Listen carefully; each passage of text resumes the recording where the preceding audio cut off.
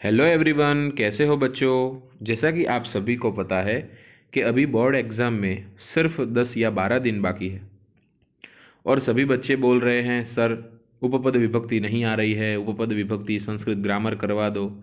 तो ये जो चैनल है वो आप लोगों के लिए ही बनाई है। इसे सब्सक्राइब करें, शेयर करें, लाइक करें। ऐसे ही वीडियोज़ मैं आप लोगों के लिए बनाता रहूँगा। उपपद विभक्ति क्या है उसके बारे में पहले समझते हैं। देखो, विभक्ति के दो प्रकार हैं। एक होता है कारक विभक्ति और दूसरा होता है उपपद विभक्ति। कारक विभक्ति में कर्ता, कर्म, करण, संप्रदान, अपादान, अधिकरण इत्यादि कारक होते हैं। और उपपद, उप का मतलब होता है समीप में, पद का मतलब होता है शब्द। अगर किसी शब्द वो अव्यय हो, उसके साथ अगर विभक्ति आती है तो उसे उपपद विभक्ति कह सकते हैं। जैसे कि कुछ उदाहरण देखते हैं। यहाँ पे 6 वाक्य मैंने दिए हैं। सबसे पहला है परिजनेन सुखम अनुभवति। परिजन से सुख का अनुभव करता है। जैसे पहले सेंटेंस में ऐसा कोई शब्द नहीं है जिससे कि परिजन में तृतीया विभक्ति हो सके, पर नीचे जो दूसरा सेंटेंस है उसमें सह का यूज हुआ है और इसका मतलब बनता है अनागत विधाता परिजन के साथ निष्क्रांत, मतलब के निकल गया। यहाँ हमें पता है परिजन के साथ, ऐसा हम अर्थ करते हैं।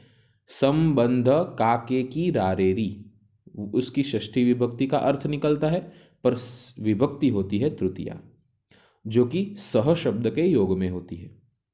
उसके बाद तीसरा सेंटेंस सहताम पश्यति, वो उसे देख रहा है।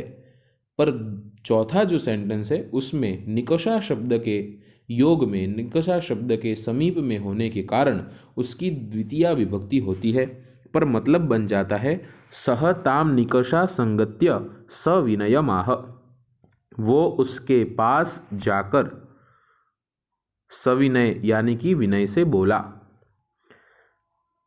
यहाँ पर भी षष्ठी का मतलब होता है, पर निकषा शब्द के चलते ताम, तद शब्द में द्वितीया विभक्ति ताम हुई। अब पांचवा सेंटेंस देखेंगे। शक्ति कुमार कन्याम उद्वहति, शक्ति कुमार कन्या से शादी कर रहा है। और उसके एग्जैक्ट बाद में शक्ति कुमार कन्याम प्रति समाकृष्ट, शक्ति कुमार कन्या के प्रति समाकृष्ट यानी कि आकर्षित हुआ। अब यहाँ काके की रारेरी संबंध के अर्थ में भी द्वितीया तृतीया विभक्तियाँ होती है, जो कि सह, निकषा, प्रति ऐसे अलग अलग शब्दों के योग में होती है। अब हम इसके नियम देखेंगे। द्वितीया, तृतीया, चतुर्थी, पंचमी और षष्ठी, ये टोटल 5 नियम हमें देखने हैं। क्रमशः हम, माफ़ कीजिएगा बच्चों, बीच में वीडियो छूट गई थी। द यूज़ ऑफ उपपद विभक्ति। तो यहाँ पे द्वितीया, तृतीया, चतुर्थी, पंचमी और षष्ठी ऐसे नियम हमें देखने हैं। सबसे पहला रूल है द्वितीया विभक्ति।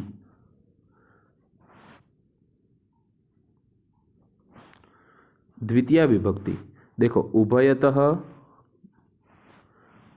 परितः, प्रति, विना, अंतरा और निकषा, ये जो 6 वर्ड्स हैं उनके साथ द्वितीया विभक्ति यूज होती है। इसको आप याद कैसे कर सकते हो? तो मेरे साथ बोलो, उभयतः, परितः, प्रति, विना, अंतरा, निकषा। ये 6 वर्ड के साथ बच्चों द्वितीया विभक्ति यूज होती है। उभयतः का मतलब होता है बोथ साइड्स, परितः का मतलब होता है ऑल अराउंड, प्रति का मतलब होता है टूवर्ड्स, बिना का मतलब होता है एक्सेप्ट और विदाउट, अंतरा का मतलब होता है विदाउट और बिटवीन, निकषा का मतलब होता है नियर। तो ये सारे वर्ड्स के साथ ऑलवेज द्वितीया विभक्ति यूज होती है। इसके कुछ उदाहरण देखते हैं।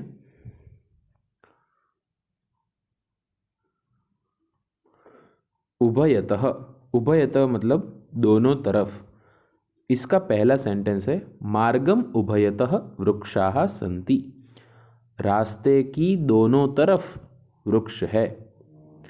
परितः सभी तरफ, गिरिम परितः मार्गः वर्तते, मतलब पर्वत के सभी और मार्ग यानी कि रास्ता है। प्रति, प्रति का मतलब होता है टुवर्ड्स। वृक्ष के प्रति प्रकाशते विद्युत, यानी कि वृक्ष के प्रति बिजली प्रकाशित होती है। विना, विना का मतलब होता है एक्सेप्ट या फिर विदाउट। तो विद्याम विना निष्फलम ही जीवनम, विद्या के बिना जीवन हमारा निष्फल है। अंतरा, विदाउट, बिटवीन, छोड़कर। जननीम अंतरा न जीवनम, माता के बिना जीवन नहीं है। निकषा, निकषा मतलब नियर, पास। ग्रामम निकषा नदी प्रवहति। इस प्रकार अगर कोई उदाहरण में हमारे सामने कोई ब्लैंक आए और सामने लिखा हो उभयतः, परितः, समया, निकषा, प्रति, विना, ये जो सारे वर्ड्स हैं उसके साथ द्वितीया विभक्ति होती है। ज़्यादातर द्वितीया विभक्ति में अकारांत में अम, आकारांत में आम, इकारांत में इम, उकारांत में ये सारे होते हैं। यहाँ पे आप मार्गम, गिरिम, वृक्षम, विद्याम, जननीम, ग्रामम, इस प्रकार द्वितीय विभक्ति के उदाहरण देख सकते हैं। उसके बाद हम देखेंगे तृतीया विभक्ति। तृतीया विभक्ति में वैन अव्यय पद लाइक सह, सार्धम, समम, अलम, in the sense of stoppage it means alam, सह, सार्धम, समम means with। ये जो चार वर्ड्स अगर हो साथ में तो इससे तृतीया विभक्ति होती है। इसको हम कैसे याद कर सकते हैं, तो मेरे साथ बोलिए सह, सार्धम, समम, अलम, सह, सार्धम, समम, अलम। इसके साथ तृतीया विभक्ति होती है। इसके कुछ उदाहरण देखते हैं। सह, जल प्रवाहेण सह समुद्रम मिलति, जल प्रवाह के साथ समुद्र को प्राप्त होता है। सार्धम या फिर समम, गिरिणा सार्धम या फिर गिरिणा समम वनमपि अस्ति। अलम, अलम के दो मतलब होते हैं। एक होता है सेंस ऑफ स्टॉपेज, रोकने के लिए, in the sense of sufficient and in the sense of perfection. तो अलम पठनेन, पढ़ाई से सामर्थ्यता मिल गई, ऐसा अर्थ बोल सकते हैं। या फिर ऐसा भी कह सकते हो बस अब पढ़ाई बंद करो। तो यहाँ पे तृतीया विभक्ति में अगर अकारांत हुआ तो एन या एण, अगर इकारांत हुआ तो इना अथवा इणा जैसे कि हरिणा, अगर उकारांत हुआ तो भानुना, अगर आकारांत हुआ तो या, रमया, अगर इकारांत स्त्रीलिंग हुआ जैसे कि नद्या, अगर दीर्घ रस्व इकारांत रुचि हुआ तो रुच्या, इस प्रकार बन सकते हैं। तो मैं आपको एक उदाहरण के तौर पे एक प्रश्न पूछता हूँ। ब्लैंक अहम, अहम ब्लैंक सह गच्छामि, और ब्रैकेट में है मित्र, तो मित्र की कौन सी विभक्ति होगी? मित्रेण होगा, मित्राय होगा या मित्रस्य होगा? ढूंढो। इसके बाद रूल नंबर 3 देखते हैं जो कि चतुर्थी विभक्ति का है।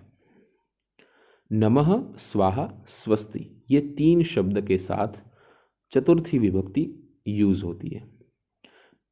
हम बहुत बार बोलते हैं श्री गणेशाय नमः, ओम नमो भगवते वासुदेवाय, ओम नमः शिवाय।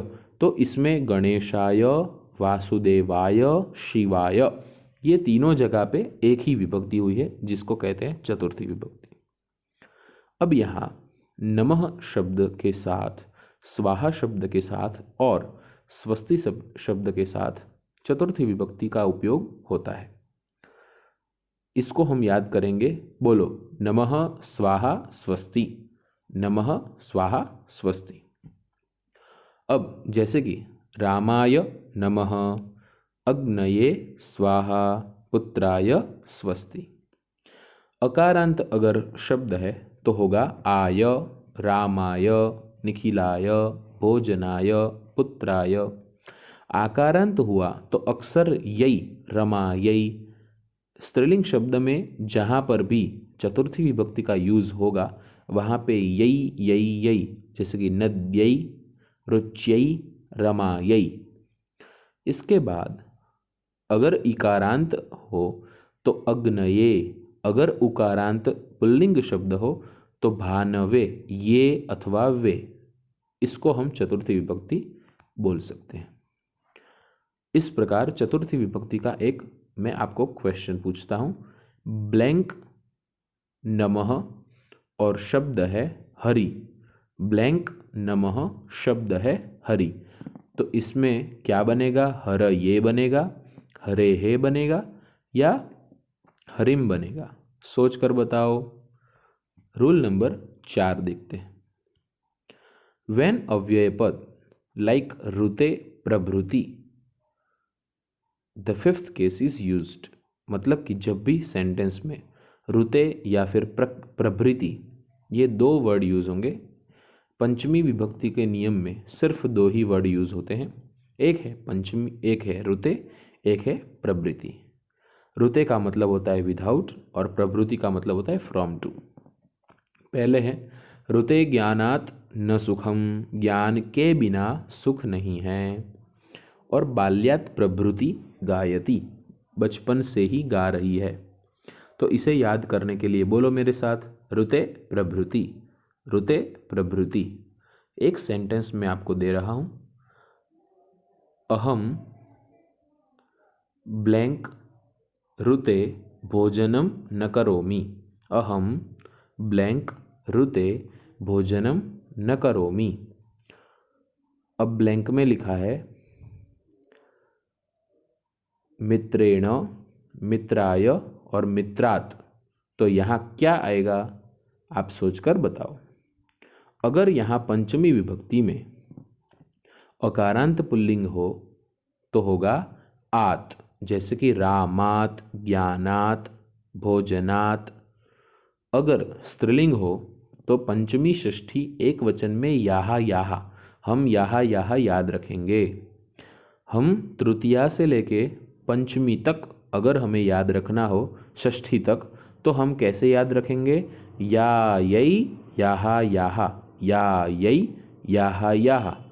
अगर सप्तमी भी याद रखनी हो तो याम कर देंगे, या यई याहा याहा याम। तो ये पूरा स्त्रीलिंग में बन जाता है। अब यहाँ पे पंचमी विभक्ति में रुते और प्रभृति के अलावा कोई एक भी शब्द हमारे सिलेबस में नहीं है, इसलिए हम ये 2 को ही याद रखेंगे।